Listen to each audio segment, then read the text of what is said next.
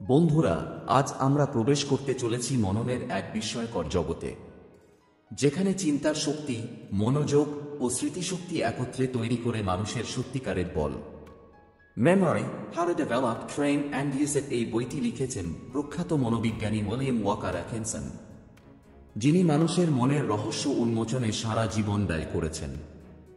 আজ আমরা জানব কিভাবে স্মৃতি শুধু একটি ক্ষমতা নয়, বরং একটি দক্ষতা, যা তুমি চাইলেই অনুশীলনের মাধ্যমে অসাধারণ রূপে বিকশিত করতে পারো। বাংলা অনুবাদ। অধ্যায় 1। স্মৃতির অর্থ, প্রকৃতি।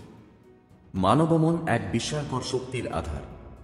আমরা যা দেখি, শুনি, অনুভব করি, তার প্রতিটি ছাপ আমাদের মনে কোথাও না কোথাও জমা থাকে। এই জমা রাখা, মনে রাখা এবং প্রয়োজনে তা ফিরিয়ে আনা, এই প্রক্রিয়াটি স্মৃতি। স্মৃতি শুধুমাত্র তথ্য জমা রাখার স্থান নয়, এটি আমাদের অভিজ্ঞতার সঞ্চয় ভাণ্ডার, যা থেকে আমরা চিন্তা করি, সিদ্ধান্ত নিই এবং ভবিষ্যৎ কর্মের পথ নির্ধারণ করি। অ্যাটকিনসন বলেন, স্মৃতি হচ্ছে মনের সেই সেবক, যে আমাদের অতীতকে বর্তমানের সামনে হাজির করে। যে ব্যক্তি নিজের স্মৃতিশক্তিকে নিয়ন্ত্রণ করতে জানে, সে নিজের চিন্তা, শিক্ষা ও জীবনের পথকে অনেক সহজে পরিচালনা করতে পারে। স্মৃতিশক্তি কোনো স্থির জিনিস নয়। এটি যেমন বিকশিত হতে পারে, তেমনি অলসতা ও অনুশীলনের অভাবে দুর্বল হয়ে পড়ে। তাই স্মৃতিকে শক্তিশালী করার জন্য প্রয়োজন মনোযোগ, পুনরাবৃত্তি ও মানসিক শৃঙ্খলা। অধ্যায় 2। মনোযোগ ও সম্পর্কের শক্তি। স্মৃতি শুধুমাত্র মনে রাখার ব্যাপার নয়, এটি এক প্রকার মানসিক কৌশল, যেখানে মনোযোগ ও চিন্তার সম্পর্ক তৈরি করে আমাদের মস্তিষ্কের ভিতর এক অদৃশ্য জাল। যে কোনো কিছুকে মনে রাখার প্রথম শর্ত মনোযোগ। মনোযোগ ছাড়া কোনো তথ্য, কোনো অভিজ্ঞতা কখনো গভীরে গিয়ে স্থায়ী ছাপ ফেলতে পারে না। অ্যাটকিনসন বলেন, মনোযোগ হলো সেই আলো যা কোনো বিষয়ের উপর পড়লে তা আমাদের মনের পর্দায় স্থায়ী ছায়া ফেলে। অর্থাৎ আমরা যত বেশি মনোযোগ দিয়ে কিছু দেখি বা শুনি, তত গভীরভাবে সেটি মনের ভিতর প্রবেশ করে। অমনোযোগ মানেই ভুলে যাওয়া, আর মনোযোগ মানেই স্মৃতির জন্ম। মনোযোগ বাড়ানোর উপায় হল একাগ্রতা অনুশীলন করা, এক সময়ে একটিমাত্র বিষয়ে মন স্থির রাখা। এই অভ্যাস ধীরে ধীরে মস্তিষ্ককে প্রশিক্ষিত করে। যখন আমরা মনোযোগের সঙ্গে কোনো বিষয়ের প্রতি আগ্রহ অনুভব করি, তখন সেই বিষয়টি স্বাভাবিকভাবেই স্মৃতিতে স্থায়ী হয়ে যায়, কারণ মন যা ভালোবাসে তা কখনো সহজে ভুলে না। এবার আসি দ্বিতীয় অংশে, সম্পর্কের শক্তি বা অ্যাসোসিয়েশন। স্মৃতি শুধুমাত্র একটি বিচ্ছিন্ন ঘটনার সংরক্ষণ নয়, এটি একগুচ্ছ সংযুক্ত অভিজ্ঞতার জাল, যেখানে প্রতিটি নতুন চিন্তা পুরনো চিন্তার সঙ্গে যুক্ত হয়ে থাকে। উদাহরণ হিসেবে ধরো, তুমি যদি গোলাপের কথা ভাবো, সঙ্গে সঙ্গে মনে পড়ে তার গন্ধ, তার রং, কোনো প্রিয়জনের মুখ কিংবা কোনো বিশেষ দিনের স্মৃতি। এটাই হলো সম্পর্কের শক্তি। আমাদের স্মৃতি কাজ করে এই সংযোগের মাধ্যমে। একটি চিন্তা আরেকটিকে জাগিয়ে তোলে, যেমন সুরের পর সুর কিংবা ঢেউয়ের পর ঢেউ। তাই স্মৃতি শক্তিশালী করতে চাইলে প্রত্যেক নতুন তথ্যকে কোনো পরিচিত বিষয়ের সঙ্গে যুক্ত করতে শেখো। যত বেশি সম্পর্ক করবে, তত বেশি মস্তিষ্কে পথ তৈরি হবে, যা তোমাকে দ্রুত স্মরণে সাহায্য করবে। অ্যাটকিনসন বলেছেন, মনোযোগ ও সম্পর্ক এই দুই স্মৃতির দুই ডানা, একটির অভাবে অপরটি উঠতে পারে না। বন্ধুরা, আজ আমরা জানলাম মনোযোগ ও সম্পর্কের অদ্ভুত শক্তির কথা। পরের অধ্যায়ে আমরা প্রবেশ করব আরো গভীরে, অবচেতন স্মৃতির রহস্যময় জগতে। যদি এই ভাবনা তোমার ভালো লেগে থাকে, তাহলে চ্যানেলটি সাবস্ক্রাইব করো আর পাশে থাকা বেল আইকন চাপতে ভুলো না, যাতে পরের অধ্যায়ের প্রতিটি কথা তুমি সবার আগে শুনতে পাও। অধ্যায় 3। অবচেতন স্মৃতি। মানবমন দুই স্তরে কাজ করে। একটি হলো সচেতন মন, যা দিয়ে আমরা ভাবি, বিচার করি, সিদ্ধান্ত নিই। অন্যটি হলো অবচেতন মন, যা নীরবে সবকিছু গ্রহণ করে, সংরক্ষণ করে এবং প্রয়োজনে আবার সেই তথ্যগুলোকে ফিরিয়ে আনে। অ্যাটকিনসন বলেন, আমরা যা ভাবি, বলি বা করি তার কোনো অংশই পুরোপুরি হারিয়ে যায় না। আমাদের অবচেতন মন প্রতিটি ক্ষুদ্র ছাপ ধরে রাখে। অবচেতন মন হল স্মৃতির প্রকৃত ভাণ্ডার। আমরা অনেক সময় ভাবি কোনো কিছু ভুলে গেছি, কিন্তু প্রকৃত অর্থে তা হারায়নি, বরং অবচেতনে লুকিয়ে আছে, অপেক্ষা করছে সঠিক মুহূর্তে জেগে ওঠার জন্য। যেমন কোনো পুরনো গান শুনে হঠাৎই মনে পড়ে যায় বহু বছরের পুরনো একটি ঘটনা, অথবা কোনো গন্ধ পেলে মনে ভেসে ওঠে শৈশবের স্মৃতি। এই সবই অবচেতন স্মৃতির খেলা।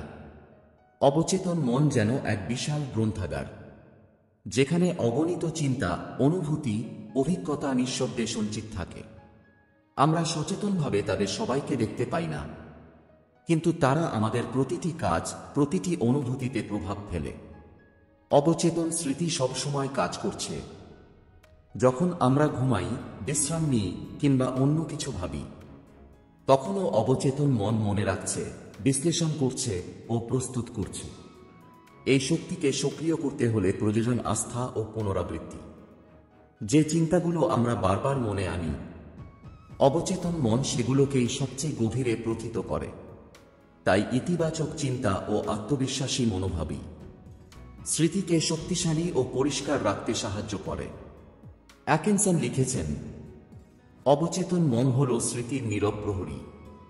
একে যত ভালোভাবে তুমি ব্যবহার করবে, ততই এটি তোমার জীবনে আলো এনে দেবে। অধ্যায় 4, স্মৃতির প্রশিক্ষণ। স্মৃতি কোনো স্থির বা জন্মগত ক্ষমতা নয়, এটি এক অনুশীলনযোগ্য দক্ষতা। যেমন পেশির ব্যায়াম শরীরকে শক্তিশালী করে, তেমনি নিয়মিত মানসিক অনুশীলন স্মৃতিকে করে আরও দৃঢ়, তীক্ষ্ণ ও নির্ভুল। অ্যাটকিনসন বলেন, যে মনোযোগ দিতে জানে, পুনরাবৃত্তি করতে জানে এবং যুক্তি দিয়ে মনে রাখে, তার স্মৃতি কখনো দুর্বল হয় না। স্মৃতি প্রশিক্ষণের প্রথম ধাপ হল মনোযোগের অভ্যাস গড়ে তোলা। তুমি যখন কিছু পড়ছো, শুনছো বা দেখছো, তখন তোমার মন যেন একেবারে সেই বিষয়টির মধ্যে সম্পূর্ণ নিমগ্ন থাকে। বিক্ষিপ্ত মন কখনো গভীর ছাপ ফেলতে পারে না। দ্বিতীয় ধাপ হল পুনরাবৃত্তি, রিপিটেশন। যে জিনিস বারবার মনে আনা হয়, তা অবচেতনে গভীরভাবে গেঁথে যায়, কিন্তু পুনরাবৃত্তি যেন যান্ত্রিক না হয়। মনোযোগ ও অনুভূতির সঙ্গে বারবার স্মরণ করাই স্মৃতিকে শক্ত করে। তৃতীয় ধাপ হল সম্পর্ক তৈরি করা, অ্যাসোসিয়েশন। নতুন কোনো তথ্যকে পুরনো কোনো অভিজ্ঞতার সঙ্গে যুক্ত করো। যত বেশি সম্পর্ক তৈরি করবে, তত বেশি তোমার মনে পথ তৈরি হবে মনে রাখার জন্য। চতুর্থ ধাপ হল চিত্রায়ন, ভিজুয়ালাইজেশন। যে জিনিসটি মনে রাখতে চাও, সেটিকে মনে মনে ছবি আকারে দেখো। চোখের সামনে যেন তা জীবন্ত হয়ে ওঠে। চিত্রমান চিন্তা সর্বদা মস্তিষ্কে গভীর ছাপ ফেলে। পঞ্চম ধাপ হল ইচ্ছাশক্তি ও আত্মবিশ্বাস। নিজেকে বলো, আমি মনে রাখতে পারব। এই বিশ্বাস মনের শক্তিকে জাগিয়ে তোলে। সন্দেহই হল ভুলে যাওয়ার সবচেয়ে বড় কারণ। স্মৃতি প্রশিক্ষণের জন্য অ্যাটকিনসন কিছু বাস্তব পদ্ধতি দিয়েছেন। প্রতিদিন কিছু নতুন শব্দ, সংখ্যা বা তথ্য মনে রাখার চেষ্টা করো। 2 দিনের শেষে সারা দিনের ঘটনাগুলো মনে মনে পুনরায় ভাবো। 3 পুরনো স্মৃতিগুলো মাঝে মাঝে পুনর্জীবিত করো।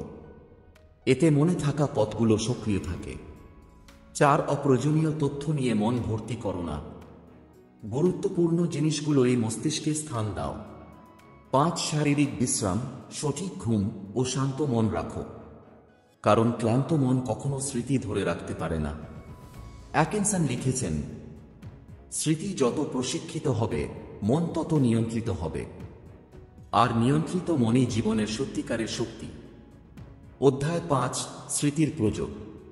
স্মৃতিশক্তি অর্জনই শেষ লক্ষ্য নয়, তার প্রকৃত মূল্য তখনই প্রকাশ পায় যখন আমরা তাকে জীবনের কাজে ব্যবহার করতে শিখি। অ্যাটকিনসন বলেন, স্মৃতি হল সেই যন্ত্র যার সঠিক ব্যবহার তোমাকে জ্ঞানের রাজ্যে প্রবেশ করায়। অর্থাৎ মনে রাখা শুধু শেখার জন্য নয়, বরং তা কাজে লাগানোর মধ্যেই তার সার্থকতা। আমাদের দৈনন্দিন জীবনের প্রতিটি ক্ষেত্রেই স্মৃতির প্রযোগ দেখা যায়। শিক্ষা, ব্যবসা, বক্তৃতা, সম্পর্ক, এমনকি আত্মবিকাশ, সব জায়গায় স্মৃতি হল নেপথ্যের পরিচালক।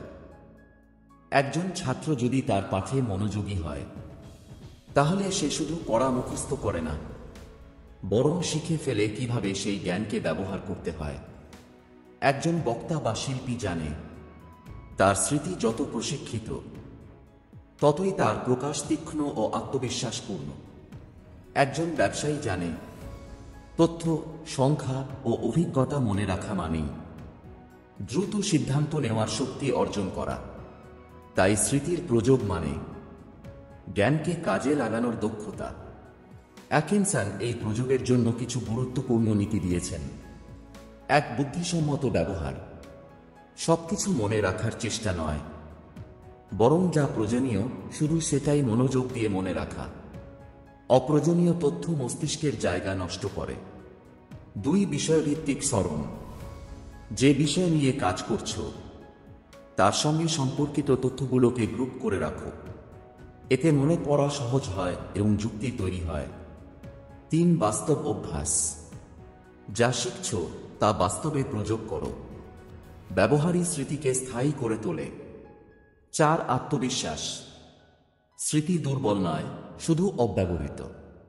নিজেকে বিশ্বাস করো যে তুমি মনে রাখতে পারো, এবং সেই বিশ্বাসেই মস্তিষ্ক তার ক্ষমতা খুলে দেয়। 5, আবেগের সঙ্গে যুক্তি। যে বিষয়ে আবেগ ছুঁয়ে যায় তা কখনো ভোলা যায় না। তাই শেখা বা মনে রাখার সময় নিজেকে সেই অনুভূতির মধ্যে নিয়ে যাও। অ্যাটকিনসন সুন্দরভাবে বলেছেন, যে ব্যক্তি তার স্মৃতিকে কাজে লাগাতে জানে সে জ্ঞানের দাস নয়, বরং তার অধিপতি। অর্থাৎ জ্ঞান কেবল তখনই শক্তিতে পরিণত হয় যখন স্মৃতি ও প্রযোগ হাতে হাত রেখে কাজ করে।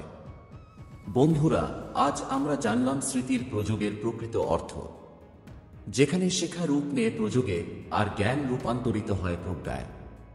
পরের অধ্যায়ে আমরা জানব কিভাবে স্মৃতিকে জীবনের প্রতিটি ক্ষেত্রে এক শক্তিশালী সহযোগীতে পরিণত করা যায়। তাই সাথে থেকো, চ্যানেলটি সাবস্ক্রাইব করো আর পাশে থাকা বেল আইকন চাপতে ভুলো না, যাতে পরের অধ্যায়ের প্রতিটি প্রেরণাদায়ক কথা তুমি সবার আগে শুনতে পাও। অধ্যায় 6, স্মৃতিশক্তির বাস্তব উন্নতি। স্মৃতিশক্তি কোনো জাদু নয়, এটি মন ও অভ্যাসের ফল। যে ব্যক্তি নিজের মনকে নিয়ন্ত্রণ করতে পারে সে তার স্মৃতিশক্তিকেও গড়ে তুলতে পারে নিজের মতো করে। অ্যাটকিনসন বলেন, প্রত্যেক মানুষের মধ্যেই অসীম স্মৃতিশক্তি লুকিয়ে আছে, শুধু তার সঠিক ব্যবহার শেখাই হল উন্নতির পথ। স্মৃতিশক্তির উন্নতি শুরু হয় মানসিক শৃঙ্খলা দিয়ে। অসংগঠিত মন কখনো কিছু ধরে রাখতে পারে না, তাই মনের মধ্যে স্পষ্টতা ও শান্তি আনা জরুরি। 1, মনোযোগ অনুশীলন।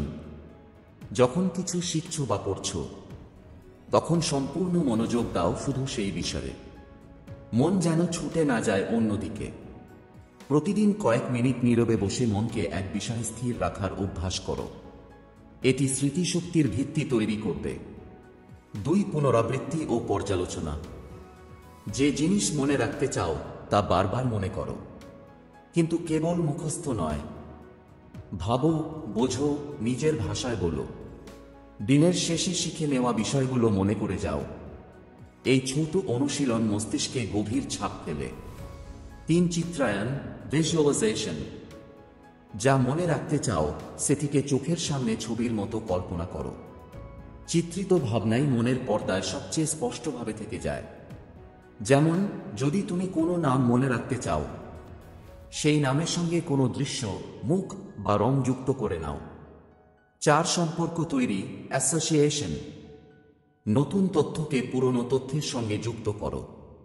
যেমন, নতুন কাউকে চিনলে তার মুখের সঙ্গে কোনো পরিচিত ব্যক্তির মিল খুঁজে নাও। এভাবে মস্তিষ্কে পথ তৈরি হয় স্মরণ করার জন্য। 5, শারীরিক স্বাস্থ্য।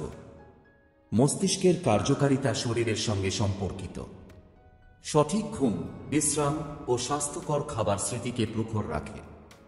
অতিরিক্ত ক্লান্তি বা দুশ্চিন্তা স্মৃতির শত্রু। অ্যাটকিনসন লিখেছেন, স্মৃতি দুর্বল নয়, বরং অনুশীলনের অভাবে অলস হয়ে পড়ে। তাকে নিয়মিত কাজে লাগাও, তবেই সে জাগ্রত থাকবে।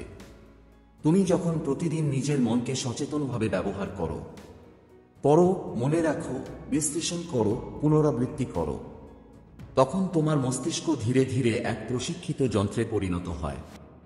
অভ্যাসই স্মৃতিকে শক্ত করে এবং আত্মবিশ্বাস সেটিকে স্থায়ী করে।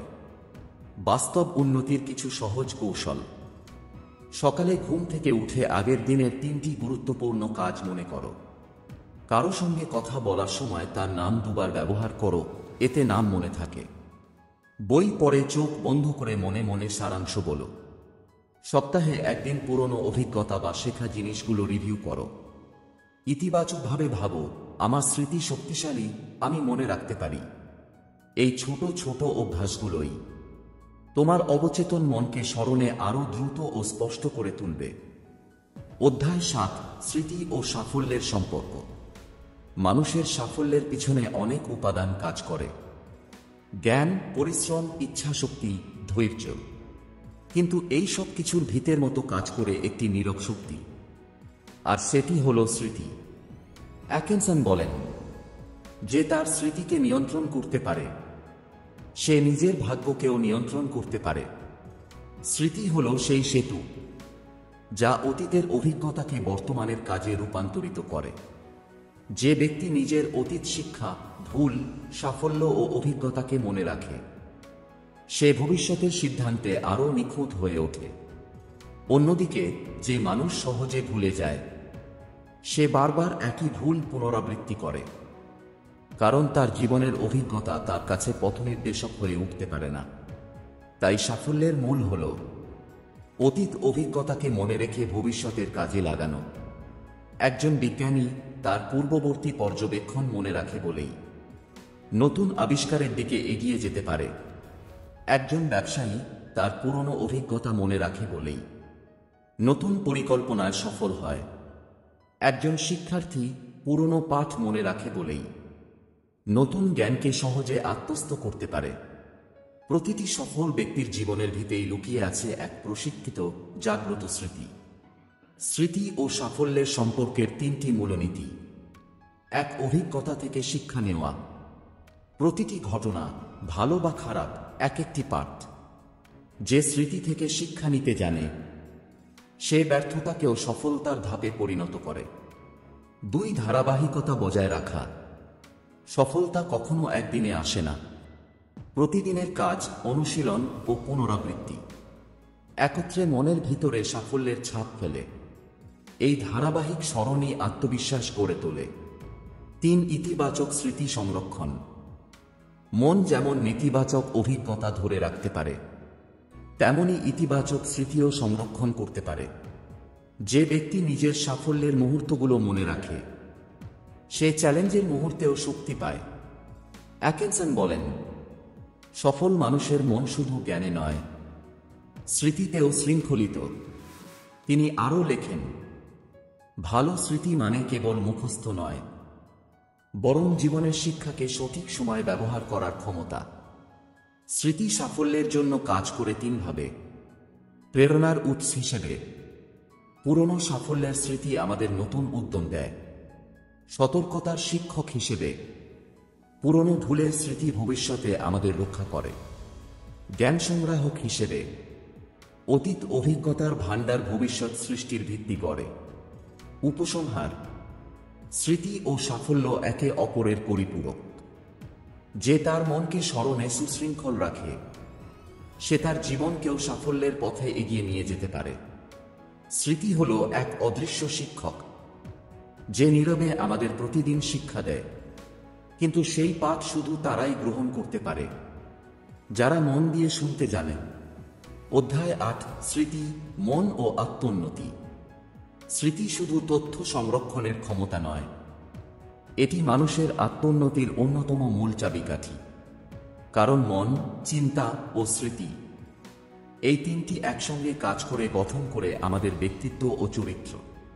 অ্যাটকিনসন বলেন, যে তার মনকে নিয়ন্ত্রণ করতে পারে সে তার স্মৃতিকে গঠন করতে পারে, আর যে তার স্মৃতিকে গঠন করতে পারে সে নিজের জীবনকেও নতুনভাবে সৃষ্টি করতে পারে।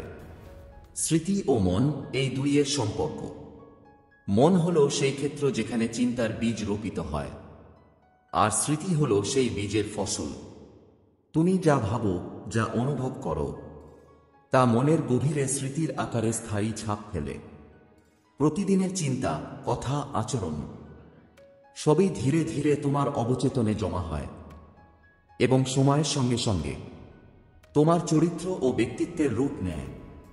তাই আত্মোন্নতির প্রথম ধাপ হল মনকে ইতিবাচক চিন্তায় পূর্ণ রাখা। কারণ মন যদি অশান্ত, নেতিবাচক ও বিশৃঙ্খল হয়, তাহলে স্মৃতিও তেমনি দুর্বল ও বিভ্রান্ত হয়ে পড়ে। স্মৃতির মাধ্যমে আত্মোন্নতির 5টি ধাপ। 1. সচেতনতা, অ্যাওয়ারনেস।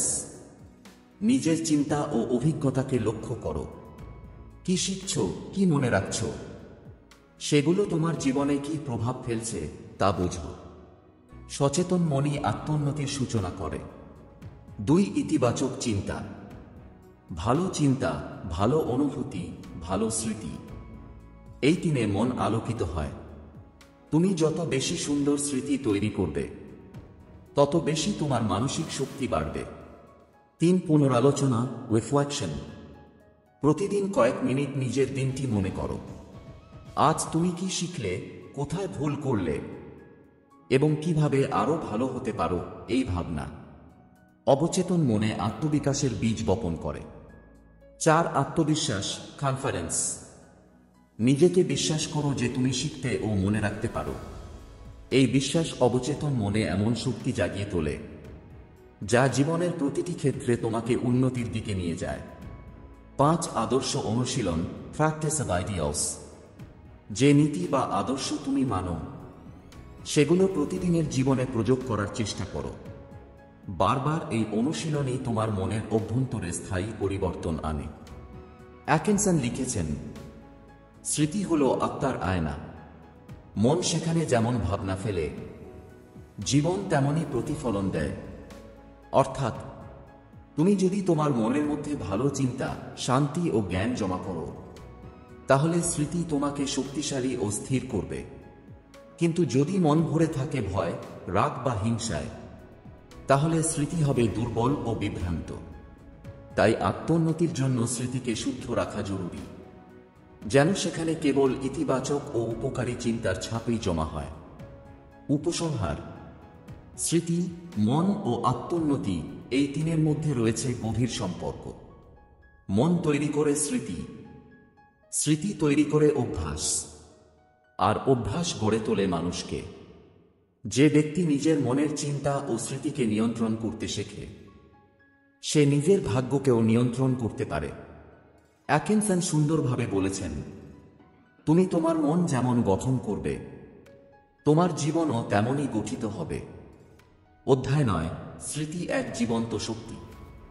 স্মৃতি কেবল একটি যান্ত্রিক প্রক্রিয়া নয়, এটি এক জীবন্ত শক্তি যা আমাদের মনের গভীরে নিত্য জাগ্রত ও সচল থাকে।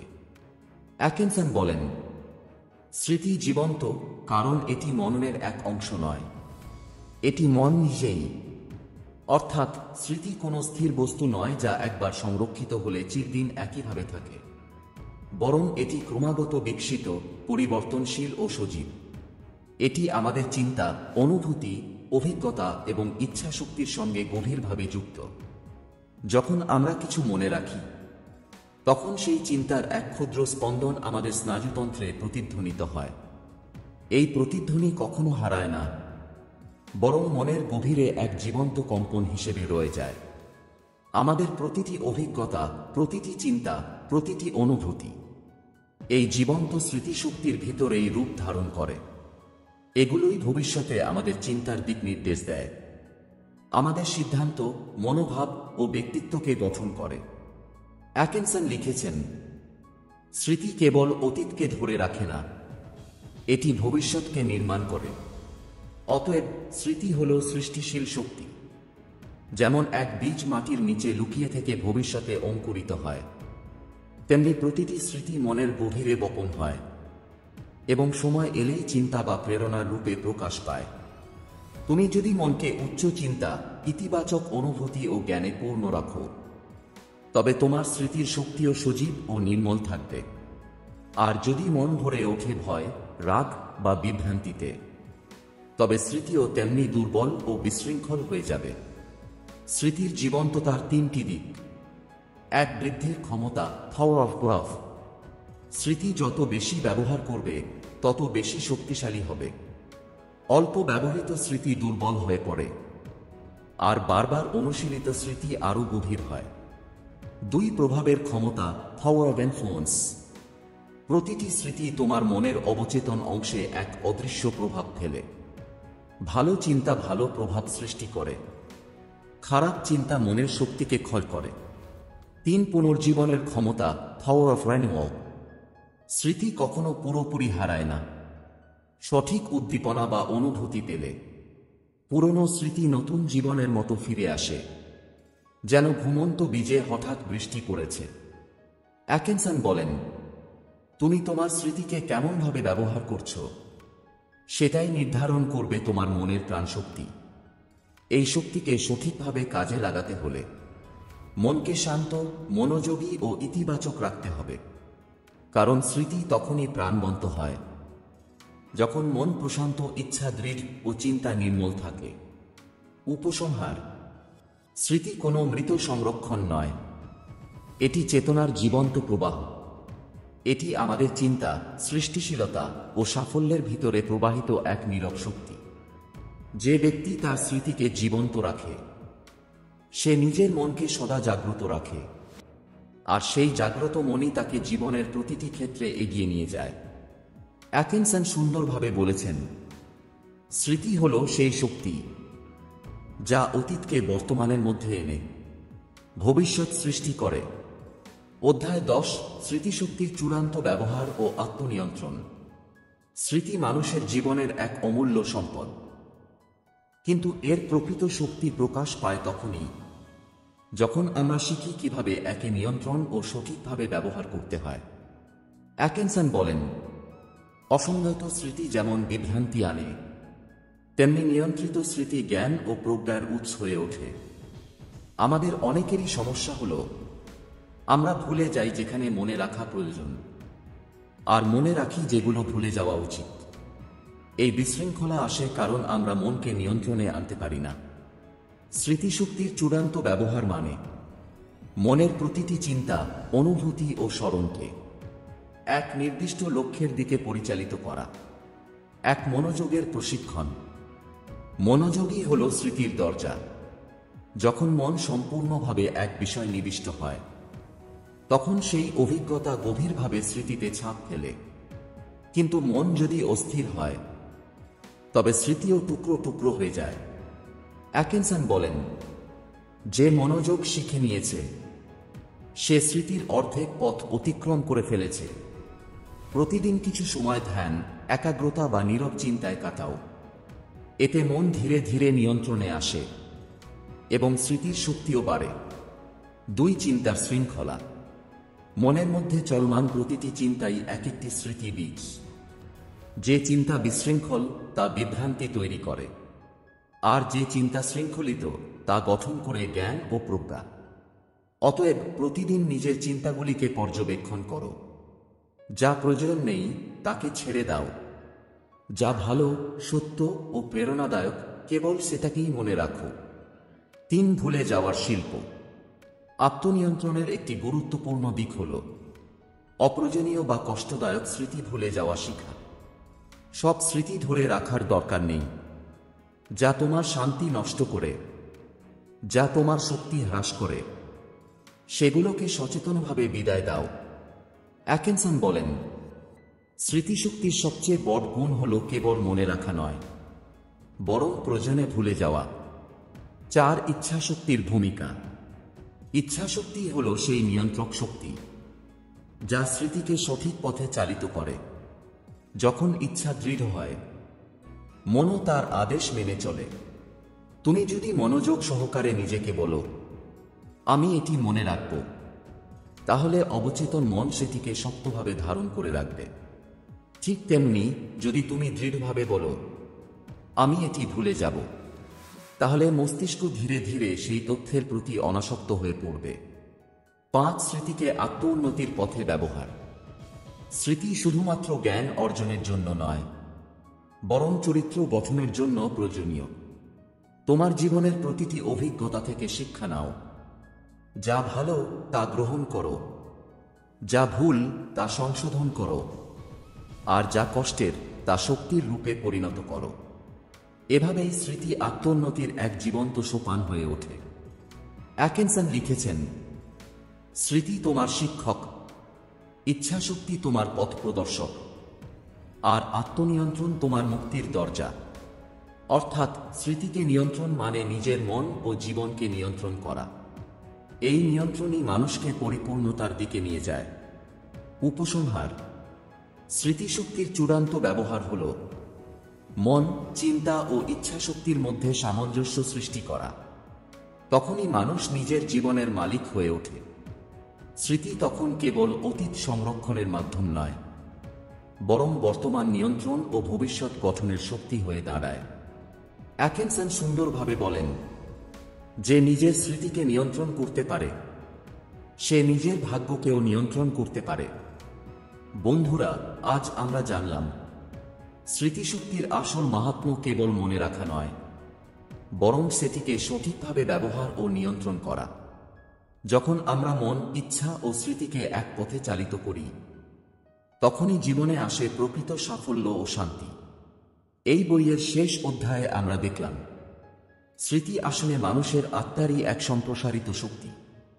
তাই মনকে শান্ত রাখো, চিন্তাকে পরিষ্কার রাখো, আর তোমার স্মৃতিকে জাগিয়ে তোলো, কারণ এখানেই লুকিয়ে আছে তোমার জীবনের সত্যিকারের শক্তি।